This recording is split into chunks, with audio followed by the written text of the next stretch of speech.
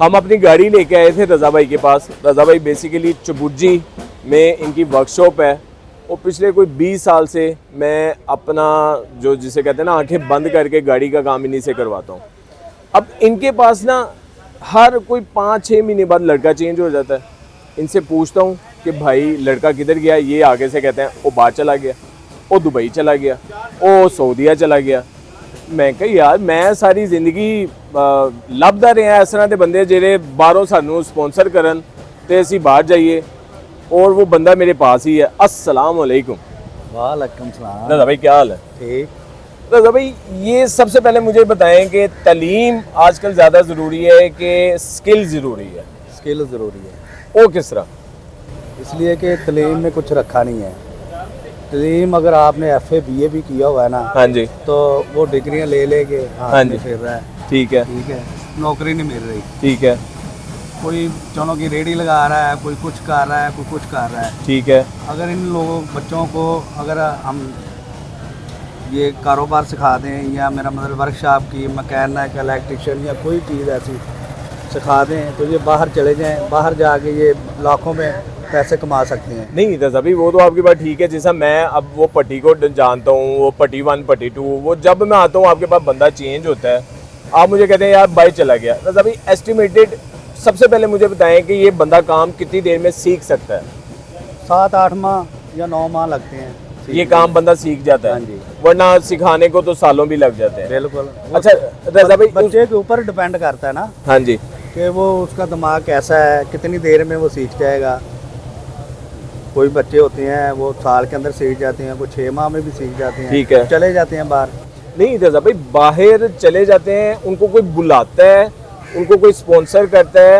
नहीं, बाहर से कंपनियां वीज़े भेजती हैं ना। कंपनियां वीज़े भेजती हैं, वो लोग आपके साथ कांटेक्ट करते हैं कि उनके कोई आपस के रेफरेंस वगैरह होते हैं? रेफरेंस भी होते हैं और वो कांटेक्ट भी करते हैं कि हमें फलां बंदा चाहिए, टेंडर चाहिए, इलेक्ट्रिशियन चाहिए, कोई प्लम्बर चाहिए। नहीं रज़ा भाई बाहर डिमांड किसकी ज़्यादा है? ये डेंटर की है, इलेक्ट्रिशियन की है, किसकी डिमांड सबसे ज़्यादा है? जो शोबे हमारे हैं ना, डेंटिंग, पेंटिंग, कमानियों वाला, इलेक्ट्रिशियन, इलेक्ट्रॉनिक्स, कंप्यूटर मरम्मत, ये सारी चीज़ों की डिमांड है बाहर। ठीक है, ठीक है। ये बच्चे कोई डेंटर होता है उसकी भी डिमांड आती है, जो पेंटर होता है उसकी भी डिमांड आती है। ठीक है। रज़ा भाई एस्टिमेटेड अगर मैं बात करूं कि जिसा मैंने कल जब आपसे बात की थी तो आप कहे थे कि यार लाखों में कमा लेता है, तो ये हकीकत है कि वो लाखों में कमा लेता है? बिल्कुल कमाते हैं। नहीं तो रज़ा भाई अगर इसकी बाहर इतनी वैल्यू है तो यहाँ पे वो बच्चा कितने कमा लेता है? यहाँ भी तकरीबन कोई 1,20,000, 80,000, 2 लाख, लाखों में कमा लेता है अगर वो इलेक्ट्रॉनिक का काम सीख रहा हो। ठीक है। सीखने के बाद ठीक है, ठीक है कि नहीं। इलेक्ट्रॉनिक का काम ऐसा है, कंप्यूटर का काम ऐसा है कि अगर एक कंप्यूटर खोल के किसी कंप्यूटर वाले के पास भेजते हैं, वो उसका 50,000 भी लेता है, उसका 30,000 भी लेता है, उसका 20,000 भी लेता है। वो गाड़ी के डिपेंड करता है। ऐसी ऐसी गाड़ी इलेक्ट्रॉनिक्स आ गई हैं जिसका 2-2 लाख रुपया भी वो मरम्मत का लेते हैं। अगर ये काम इधर इतने पैसे लेते हैं तो बाहर जाके ये लाखों में वो। रज़ा भाई हमारा टारगेट क्या होता है? हमारा टारगेट दुबई है, सऊदी है, कि मतलब यूरोपियन कंट्रीज भी इसमें आते हैं? मतलब यूरोपियन कंट्री में ज़रा मुश्किल हो जाता है, वहाँ वीज़े नहीं आसानी से मिलते। ठीक है। ज़ाहिर है बैंक स्टेटमेंट होती है, कागज करते करते बड़ा अर्सा लग जाता है, ठीक है, रिफ्यूज़ हो जाते हैं। ये आम जो एशिया के मुल्क हैं, मेरा मतलब सऊदीया हो गया, दुबई हो गया, इसमें आसानी से मिल जाते हैं। अच्छा रज़ा भाई अब ये जो सवाल है इसको आप ये समझें कि अगर मुझे बाहर से किसी बंदे ने बुलाया, किसी कंपनी ने बुलाया, तो वो बीच में अपना शेयर रखते हैं कि वो सारी सैलरी उन्होंने मैनू ही देनी है? वो शेयर रखते हैं। वो शेयर रखते हैं। हाँ जी।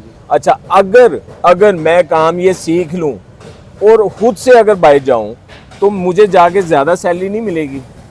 अगर मैं जाके खुद अप्लाई करूँ बाहर? उसमें अप्लाई नहीं है सर, किसी के थ्रू जाएंगे ना तो वो आसानी रहेगी आपके लिए। क्या आसानी है? मतलब वो हमें वीज़ा देंगे, वीज़ा देंगे, हमें टिकट रैश देंगे, टिकट देंगे, टिकट कोई कंपनी होती है जो टिकट देती है। ठीक है, ठीक है। हर कंपनी हमें रिहाइश मिलेगी, खाना मिलेगा, 3 टाइम का खाना मिलेगा। अच्छा हमारी पहली वापसी कब होगी? मसलन हम वो जाते हैं, अगर मैं बाहर गया हूँ तो मसलन साल बाद मुझे वो रिटर्न टिकट देंगे, 2 साल बाद देंगे, 4 साल बाद देंगे? उसमें ये होता है कि वो साल बाद भी कोई कंपनी ऐसी हैं वो साल बाद छुट्टी देती हैं। ठीक है। कोई कंपनियां होती हैं वो 2-3 साल बाद के जाके ठीक है। छुट्टी देती हैं। मसलन आप रेकमेंड करते हैं कि मसलन अब एक वो वाला सवाल है कि जिस तरह यहाँ पे मैं आता हूँ तो छोटी छोटी उम्र के बच्चे भी मैंने देखे हैं सिगरेट पीते हुए, तो और ये भी सुना है, मसलन आपको मैंने आज तक नहीं देखा कि आप किसी बच्चे को मार रहे हो, तो क्या इन वर्कशॉप्स के माहौल के बारे में जो बातें हैं कि मार कुटाई गाली गलोच, ये चीज़ें ना उस्तादों पे डिपेंड करती हैं। अगर उस्ताद में अगर कमी है तो वो बच्चे भी करेंगे। ठीक है, अगर उस्ताद ठीक है तो बच्चे नहीं, इधर अलाउ ही नहीं है।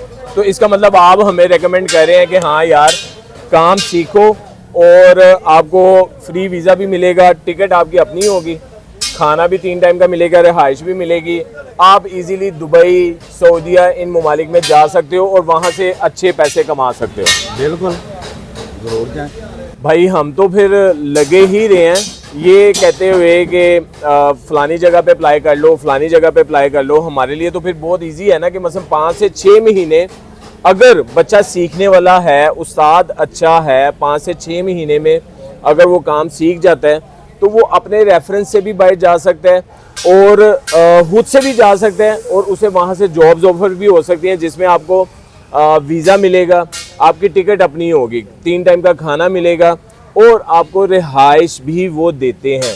रज़ा भाई यहाँ पे कोई इस टाइम कोई ऐसा बंदा है कि जो बाहर गया है या बाहर से होके आया? जी है। रज़ा भाई आप हमारी मुलाकात करवा देते? मैं करवा दूँ। चले भाई, हमने तो बातें सुनी थी ना, लेकिन इब्राहिम भाई यहाँ से इन्होंने काम सीखा और फिर बाहर चले गए। इब्राहिम भाई ऐसे ही है? जी जी बिल्कुल। कहाँ गए थे आप? मैं सऊदी अरब में। सऊदी अरब गए थे, क्या काम करने गए थे? मैं ये डेंटिंग के वर्कशॉप का काम। डेंटिंग वर्कशॉप का काम, वो आपको ऑफर हुई थी कि आप खुद से गए थे? नहीं, मुझे इधर से बंदा लेके गया था। ठीक है। वीज़ा वगैरह उसने दिया था। ठीक है, टिकट आपकी थी?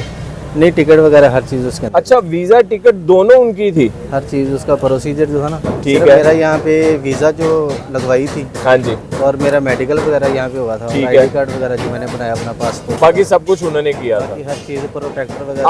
आप कब गए थे उधर इब्राहिम भाई? मैं गया था 2015 में। 2015 में गए, तो अब 2024 में आप वापस इधर ही खड़े हुए हैं? लेकिन असल में हालात उधर भी अब थोड़े से नॉर्मल हैं। ठीक है। पहले हालात ठीक थे।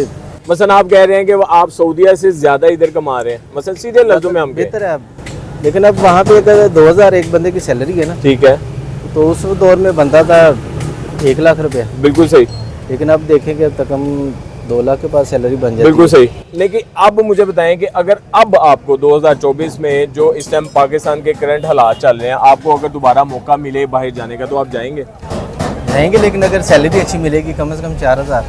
आप क्या एक्सपेक्ट करते हैं कि मसलन 4-5 हज़ार वहाँ, क्योंकि हमारी रिसर्च है उसके मुताबिक तो 4-5 हज़ार वहाँ पे डेंटर को, इलेक्ट्रीशियन को दे रहे हैं? मिलना चाहिए इतना। और पता क्या है, असल में पहले मंथलियाँ थोड़ी थी। ठीक है। कफील की जो मंथली है वो पहले 300 रियाल थी। ठीक है। अब कफील 500 रियाल मंथली ले रहा है। यानी कि वहाँ पे कफील का होना ज़रूरी है जो कि हमारी सैलरी में से पैसे खाता है। कफील के बगैर समझे कि आप कुछ भी नहीं है। आपने आना है, आपने जाना है, वो कफील आपकी छुट्टी लगाएगा तो आपने जाना है, ठीक है, वापस आ सकते हैं। कफील अगर आपकी छुट्टी नहीं लगा रहा तो आप वहीं पे बैठे हैं। वहीं पे आपके बैठे। पीछे कोई बाप मर गया या माँ मर गई है। यानी कि हमने एक चीज़ का सिर्फ देखना है कि इस तरह के काम में हमें बाहर से हमारा कफील हमें इजाज़त देगा तो हमने इन आउट करना है। तो एग्जिट है ना, वो आपके समझे कि कफील ने करनी है। लेकिन दूसरी तरफ हम ये कह सकते हैं कि ये काम सीख के हम बाहर आसानी से जा सकते हैं, इजी जा सकते हैं। देखें वहाँ पे पता क्या, हुनरमंद बंदे की वहाँ पे बड़ी कदर है। हाँ बिल्कुल सही, बिल्कुल जिसके सही, हाथ में हुनर है ना, वहाँ उसके लिए उसकी वहाँ पे बड़ी कदर है। बिल्कुल सही। जो जिसने यहाँ पे नहीं करना उसने समझे कि वहाँ पे भी काम नहीं करना। भाई सिंपल मेरे ख्याल से इब्राहिम भाई की ये बात बड़ी प्यारी है कि हुनरमंद बंदे की ना बड़ी कदरों कीमत है। वो चाहे पाकिस्तान हो चाहे पाकिस्तान से बाहर हो, जिदे हाथे च हुनर है ना वो कभी भूखा नहीं मरदा।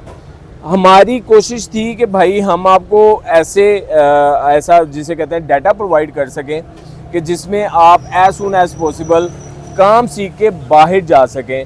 और हमारी कोशिश ये भी रहेगी कि इस तरह की हम मज़ीद वीडियोस बनाते रहें, आपके साथ शेयर करते रहें। अपना बहुत ज़्यादा ख्याल रखें। अस्सलाम वालेकुम।